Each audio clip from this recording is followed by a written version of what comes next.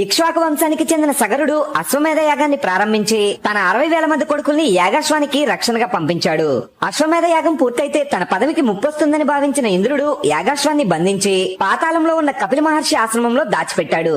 యాగాశ్వాన్ని వెతుక్కుంటూ పాతాళానికి వెళ్లిన సగరుడి కొడుకులు కపిల మహర్షిపై దాడి చేసి ఆయన తపస్సుకి భంగం కలిగించారు. కపిల మహర్షి అందుకు ఆగ్రహించి కన్నెర చేయడంతో ఆ జ్వాలలకి సగరుడి 60,000 మంది కొడుకులు భస్మమైపోయారు.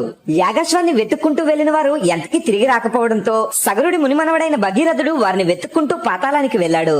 అక్కడ బూడిద కుప్పలుగా పడి ఉన్న తన తాతలకి పాతాళం నుండి విముక్తి కలిగించాలని భగీరథుడు బ్రహ్మ కోసం కఠోర తపస్సు చేశాడు. స్వర్గంలో ఉన్న గంగని పాతాళానికి తెచ్చి తర్పణ చేస్తే వారికి విముక్తి కలుగుతుందని బ్రహ్మ చెప్పడంతో భగీరథుడు గంగ కోసం తపస్సు చేశాడు. గంగాదేవి ప్రత్యక్షమై నేను భూమిపైకి వస్తే నన్ను భరించేవారెవరని ప్రశ్నించడంతో భగీరథుడు శివుడి కోసం తపస్సు చేశాడు. శివుడు ప్రత్యక్షమై స్వర్గం నుండి భూమిపైకి దూకుతున్న గంగను జటాజూటంలో బంధించి ఒక పాయని నేలపైకి వదిలాడు. అలా భూమిపైకి వచ్చిన గంగాదేవి పాతాళానికి వెళ్లి సగర కుమారులకి విముక్తి కలిగించింది.